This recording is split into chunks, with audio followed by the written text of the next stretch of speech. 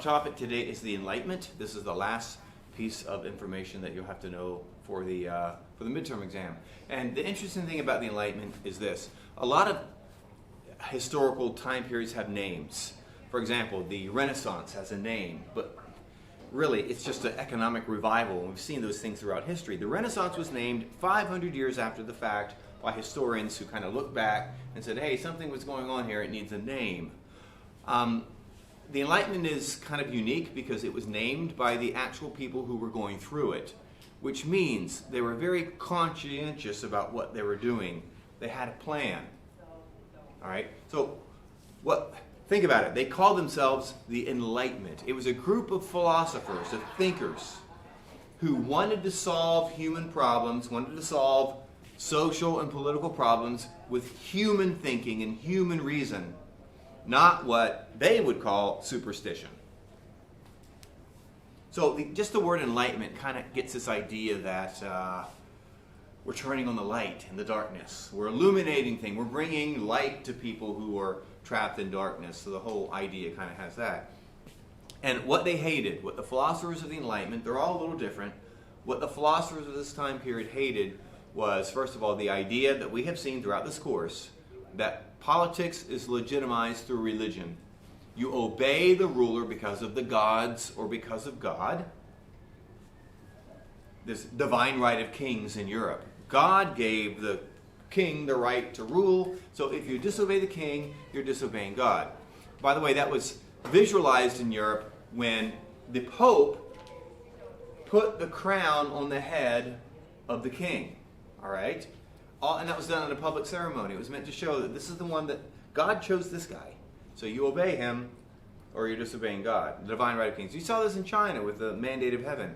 You saw this in the Ottoman Empire, where we are the defenders of the true form of Islam, the Sunni form, against other monotheists and against those Shia next door. And then we explicitly and recently saw it with the Russian Empire. The Russians felt like they were defending the true form of Christianity.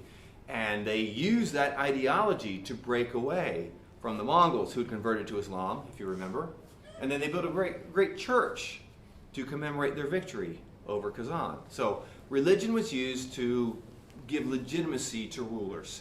Now the other thing they hated, and they thought was just, we believe this because we've been told all our lives, and generations have been told this, that there's a difference between people in social classes. All right? Aristocrats. They're not just people who happen to own land. They own land because they're aristocrats. And they're the only ones who can manage that. They're the only ones with the capacity to own land, the aristocracy. The serfs, that's the vast majority of people who actually do the physical labor and feed everybody. Well, that's all they can do because they're born like that. And you can't work your way up and become an aristocrat. Look, they're dogs and cats. Literally, they were just as different as dogs are different than cats. Completely different animals. A cat can try as it may, but it'll never become a dog. A serf can never become a lord or a landlord, an aristocrat. The aristocrats have this burden of carrying elite civilization because they're the only ones who can write, who can keep records. They're the ones who carry all the refinements of civilization so they don't get spoiled. They learn to play the violin, they learn to recite poetry, and they learn literature, and they learn the art of statecraft, of being politicians. Serfs can never do that. They do everything they can. The serfs, they grow food. They work on the farm. Okay? And look, we don't have anything like that in the United States. We have economic classes. We have a poor class, a middle class, and a wealthy class, but there's no agreed, where are those cutoffs? It's really hard to define. But there's mobility, right? In the United States, you can work hard, and you can work your way up and be a millionaire, or you can win the lottery and change everything, or you can be a businessman, make a bad investment, and lose it all. So there's movement. Not in the old class system. And you have this in every civilization. All right? Hierarchies were thought normal, and rights adhered not to individuals but to whole groups. The aristocrats have this entire set of rights because of who they are. Serfs have a limited set of rights, not much, but it's very different, and it pertains to all of them. So this is the social system and the political system that the philosophers in France and England kind of woke up and said, look, is this stuff really true? Or is there a difference between people because of who their parents were? And what's the stuff about if you disobey the king, you're disobeying God? That's easy for them to say, you know. But kings have led countless peasants to their death in wars just to enrich themselves. So the philosophers of the Enlightenment came along and they're going to say, no, it's time to change. We're going to bring the light through the darkness and the superstition of the world. So they felt like they had a mission. All right? Now, I'm going to mention a couple philosophers today. And the first one, I'm going to mention, his name was John Locke.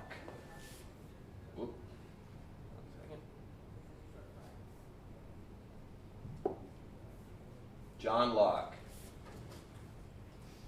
So John Locke was an English philosopher. And I'm going to tell you one of his most famous statements, and it is not going to seem very radical to you, but this is John Locke's statement. John Locke said that all knowledge comes from experience. All knowledge comes from experience. All right? And you think, okay, so what? In other words, he's saying it doesn't come through an inheritance from your parents. The brain of a peasant child, give or take some natural abilities, is no different than the brain of an aristocratic child. So why are the children of aristocrats so much more refined and the children of peasants so unrefined? Locke would say, we did that. We made them that way because we denied experience to one and we gave experience to the other. Locke would say this, and this was absolutely unheard of to people at the time. Locke would say, if you took the baby from a peasant and the baby from an aristocrat or even the king, and you switched them at birth, that peasant baby would grow up and have all the refinements and abilities of high society. And the king's kid living in the dirt would know how to blow his nose and plant seeds, and that's it. Locke would say, we did that to them. Experience makes them. So everyone should have access to the same experiences. You know, not everybody's going to do the same with it because we have different natural abilities and some people are just lazy. But think about all the Albert Einsteins, all the Mozarts that we lost, that we never ever heard from because they weren't given any experience and they just worked in the dirt all their lives.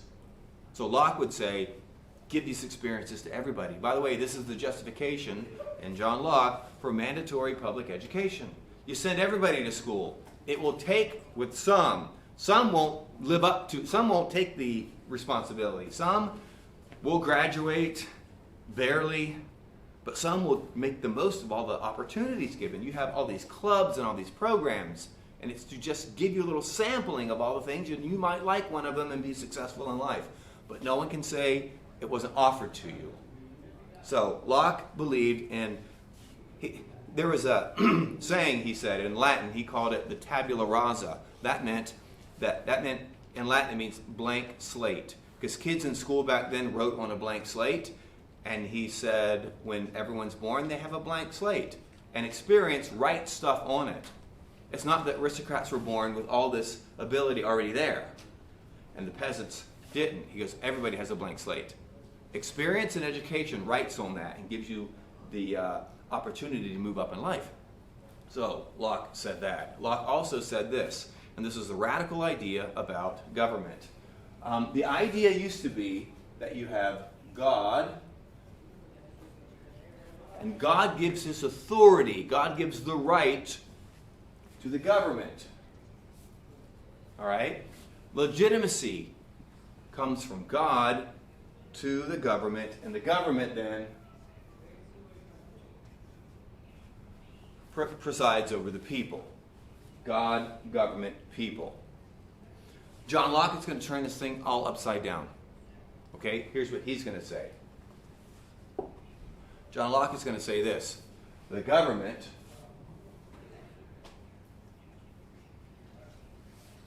gets its right to rule, not from God, but from the ruled, from the people.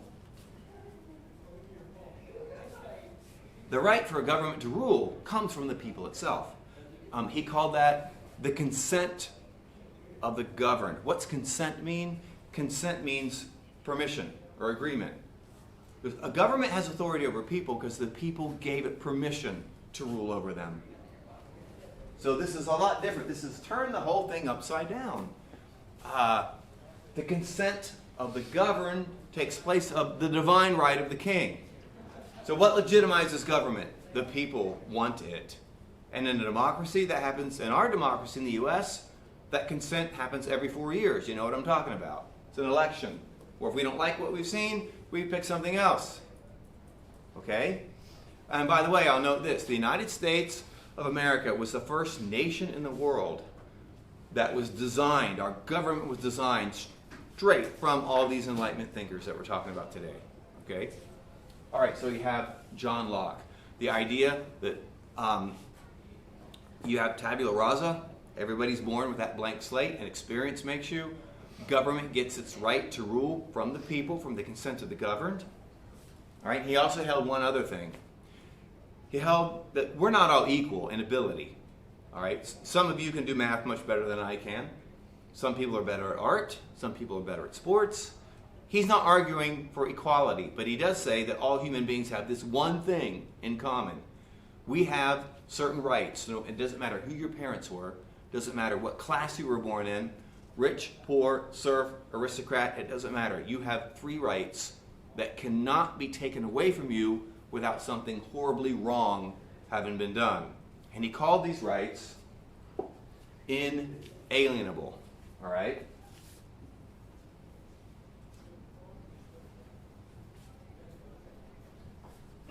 Inalienable. It has the word alien in it, which means foreign. Okay? Inalienable means the opposite. It's connected to you. A right is inalienable when it can't justly be taken away from you. And what are the rights that are fundamental to every human being? For John Locke, they were these. Your right to life, liberty, and the pursuit of property. It means the right to own private property, which, remember, throughout much of history, property, that's actual land. Land was the engine of wealth. All right? You didn't work at a factory. That hadn't come yet. You stuck seeds in the ground. Those seeds made more. You paid your taxes in that grain. It's what gave you wealth. And Locke said everybody should have the right to own. So your life, your liberty, your right to own property, they are inalienable. They cannot be taken away from you. So this is John Locke. And by the way, when we talk about these Enlightenment guys, you're going to begin to see really the origins of modern society. And we take these things for granted. Public school, opportunity, me being equal. We're all equal in the sense of that our life should be protected. And, these things are familiar to you. So we're seeing what led to the society that we now enjoy in the United States and many other places in the world as well. So that is John Locke. Now I want to talk about another English philosopher, and his name was Thomas Hobbes. Thomas Hobbes. Thomas Hobbes, he was a contrarian. He did not like people, by the way. He said life is harsh, brutish, and short, although he lived to be 80-something, which was unusual at the time. But Hobbes simply didn't trust people. He thought that we live in, even in civilization, it's like a jungle, survival of the fittest, where we need to be protected from each other. Hobbes also did not like government. And I think, in this sense, a lot of the American, or a lot of people in the United States have attitudes towards government that I see comes from Hobbes. Hobbes thought government should be stripped down to the most minimal powers possible. He said it was a necessary evil. He hated government, but he knew he had to have it because he said people are not angels, right? He was pretty realistic about human beings. I have a right to property, but what might somebody do? Come and take it. They might come and take my property. He goes, that's the government's job, protect my life, my liberty, and my property. The job of the government is to protect me from you, and it's to protect you from me. Otherwise, it's Darwin, right? Survival of the fittest. The strong or the most ruthless who hits first gets everything. Right? The only job of government is to protect these rights of its people. That's it. The government is a referee. It doesn't play in the game. It calls the shots and makes sure the rules are being obeyed. And the rules are, government stay out of everything, but protect me from you and you from me. Protect my life, my liberty, and my property. All right? I have a house, and the deed for that house is registered right over here in the courthouse. Someone can't come over and take my land. Matter of fact, when my neighbor put up a fence, he had to go look at the actual documents and had a surveyor had to come in and make sure his fence was more, within 6 feet away from my property. So my property is protected by the government. That's the job of government. That's Thomas Hobbes. Okay? The only justification for a government is to protect people from each other, protect our rights. All right, then we have a third guy. This is a French guy. His name is Jean-Jacques Rousseau. We're just going to remember him as Rousseau. R-O-U-S-S-E-A-U. Rousseau. And Rousseau's going to come up with some ideas as well. He shares a lot of the same things with John Locke. I'm not going to repeat them. That idea of the consent of the governed. But he and Locke kind of came up with this idea about the relationship between people and the government. Now let me illustrate what Rousseau said. Remember the old method, you had the government up here and it presided over the people down here. And the government got its authority from God. Rousseau is going to completely alter that. And he's going to say the relationship isn't like that at all. It's like this. You have the government over here. And the relationship between government and people, they're equals. It's not hierarchical. They're equal. And the relationship between them is like a contract. All right? It's like a contract. But what's a contract? Here, the relationship is like a contract, but here's the deal with a contract. A contract is entered into by mutual agreement. Mutual agreement of equals. Okay? So, when we hear the word contractor today, we usually think of a building contractor. Let me illustrate. Say your parents want to have a house built. They want it to be 3-bedroom, 2-bath, we want a 2-car garage, blah, blah, blah, blah, blah, blah. And does somebody have to build that for you? No, they're going to enter into that contract with you if they agree that the price you're willing to pay is equal. And you don't have to have some guy build it for you unless you agree that his price is right. So you enter into the contract together. You both sign it. So imagine you show up one day, you want to see how the house is going, and the guy did not build the contractor didn't build a 2-car garage, he built a 1-car garage. He broke the contract. So guess what? It's been broken. And you are liberated from the terms of the contract. You don't have to pay him.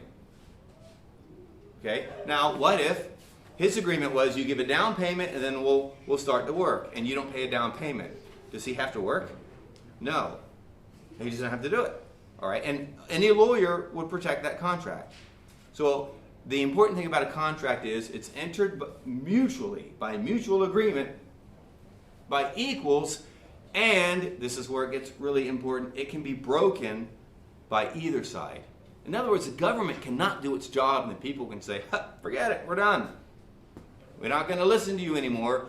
You broke the contract. That's a radical idea. It used to be the government, nope, disobeying me is disobeying God, so you have no choice.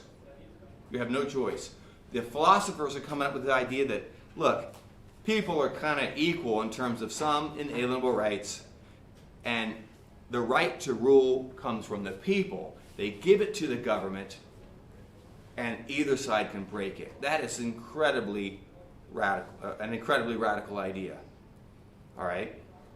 There are other thinkers in the Enlightenment. You'll probably read about some of them when you get back from our holiday break. Voltaire was very important.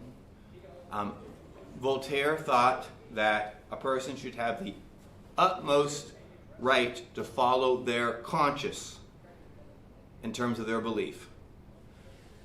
He lived in a time when France was Roman Catholic and would persecute someone who left the Catholic faith.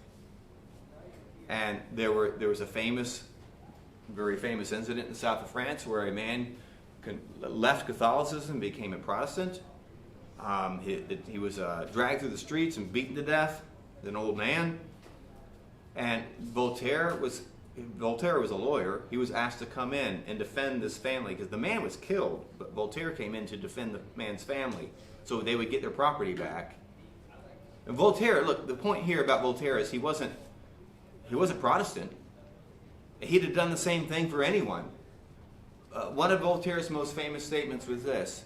He said to one of his opponents, he goes, "I disagree with you completely, but I would give my life for you to have the right to hold that belief." Okay? Coercion. He hated when someone was persecuted, was tortured, denied rights because of something they freely chose to believe. You should leave the individual conscience alone. So any government that forces a belief on somebody else, Voltaire hated it. And he gave his life to, in writing and in legal battles, he gave his life to tear that down. So, complete freedom of conscience. You have the right to believe anything you want, unless it affects and hurts somebody else against their will. Okay? So out of Voltaire comes this idea, this French idea of liberty, where you have the freedom of action and freedom of belief as long as it doesn't interfere with somebody else's freedom of action and freedom of belief. Okay? No coercion in matters of belief. This is what the Enlightenment was about. Of course, this did not change society immediately, did it? But look at their ideas. The idea that the king really doesn't have the divine right, that they have to have the consent of the governed, that the aristocrats who had been living off the work of the peasants, because the aristocrats really don't work, all right? The peasants did all the work. Imagine these ideas getting out. It's going to make the peasants and the middle class furious at the elites.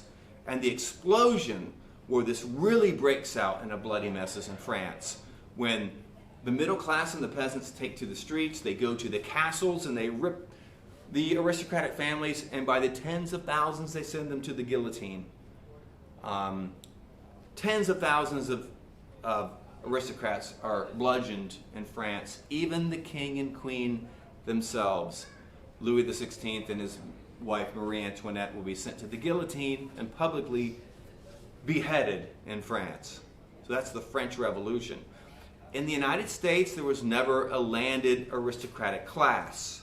So it looked different. And we'll get into the details of the independence movements later. But listen, all the independence movements, Mexico will revolt against Spain. The countries in South America are going to revolt against Spain. Brazil against Portugal. The 13 British colonies will revolt against England. And what's driving all of these revolutions are these ideas. All right? Now, I'm going to end by showing you what, in my very biased opinion, are the best political words written in modern history, maybe in history altogether. Again, I'm probably biased, but I'm going to show you what I think some of the best words written in history about politics are. And they come from, this is why I think I'm biased, they come from an American named Thomas Jefferson, who was a farmer in Virginia. And when the 13 American colonies were getting fed up with the British, they wanted to claim independence, and they were the first, by the way. There's going to be a whole series, a domino effect of all these revolutions. It starts on July 4th, 1776, when the representatives of the colonies meet in Philadelphia, and they ask this young farmer, will you write a letter to the King of England to tell him we're done? We need a breakup letter, all right? We need a Dear John breakup letter with the King of England. And so they ask the farmer to come in. On July 2nd, he writes this letter as an argument about why the colonists deserve independence. And Thomas Jefferson has read all these guys. It's given to the Continental Congress. They edit it, they give it back, and said, do a few edits and bring it back. 2 days later, July 4th, he came back with the final one, and they all signed it. It was literally sent to England. And I want you to look at the words of this. I hope at some point in your education you have been asked to memorize these words, or at least are familiar with these words. Here they are.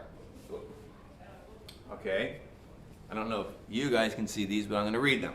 So, here they are. All right. We hold these truths to be self-evident, that all men are created equal, that they are endowed by their Creator with certain what?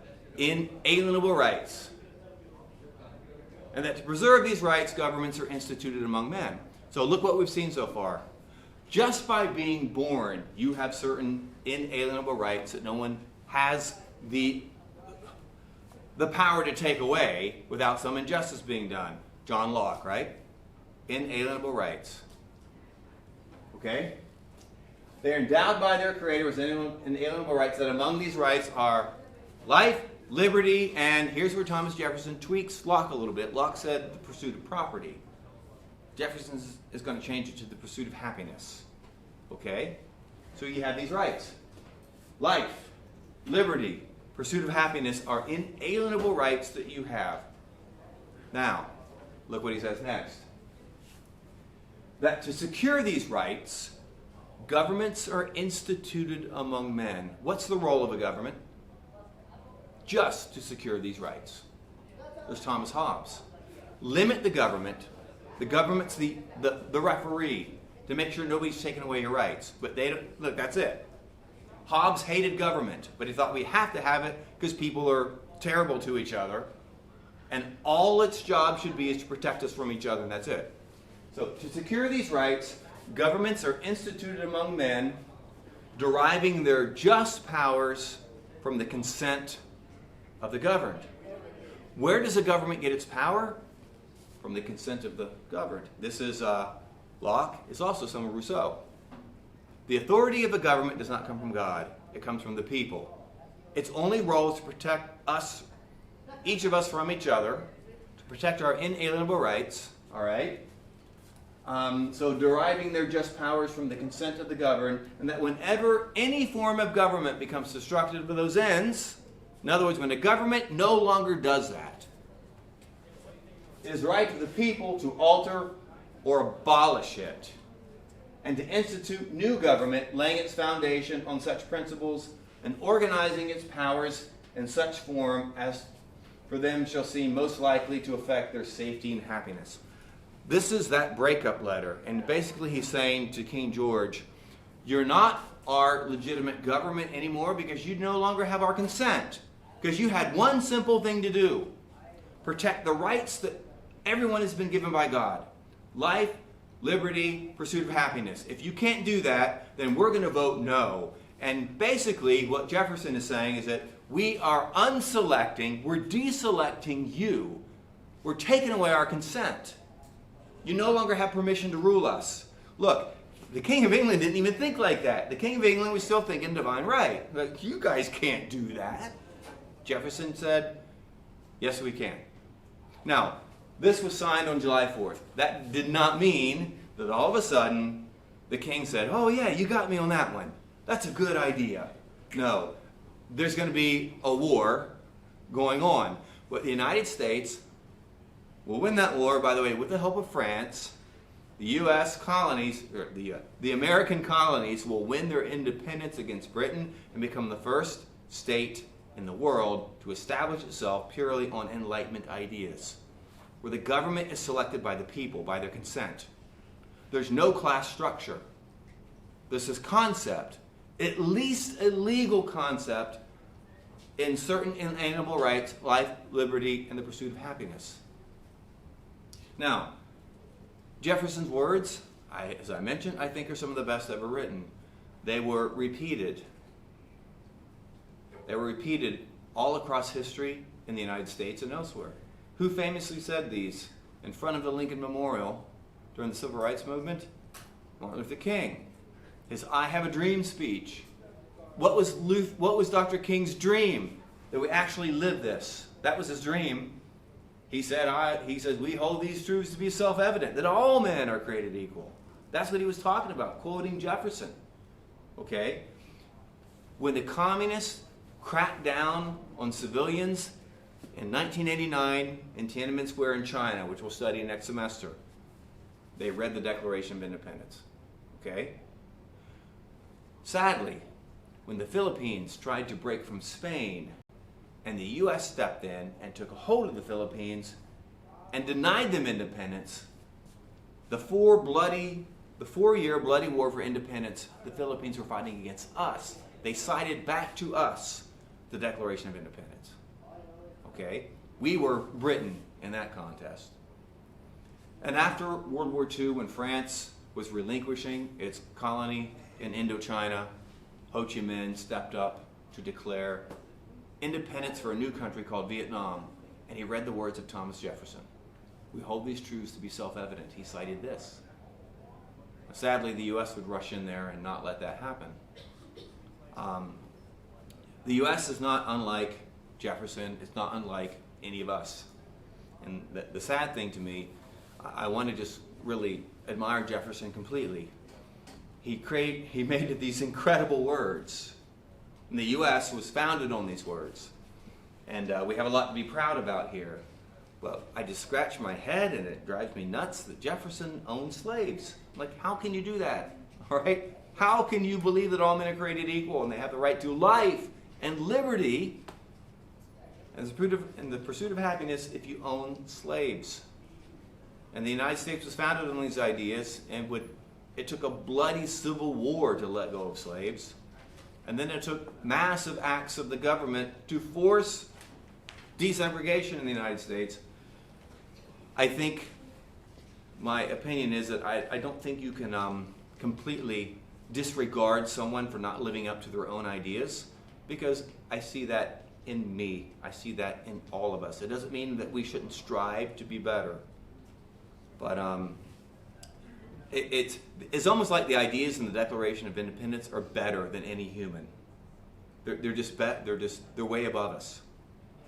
We're so racked by prejudice and everything else that I think, should strive to undo. This is beautiful. Jefferson couldn't even live up to it. And the United States strives to, but we fail sometimes, but I hope we're getting better. These are words written for the ages, all influenced by the Enlightenment, and would be the spark that set off the American independence movement. All right. All that stuff, all that fun stuff is going to come later after break. So this is the final end of the content that you're going to need to know for your midterm, and good luck on that.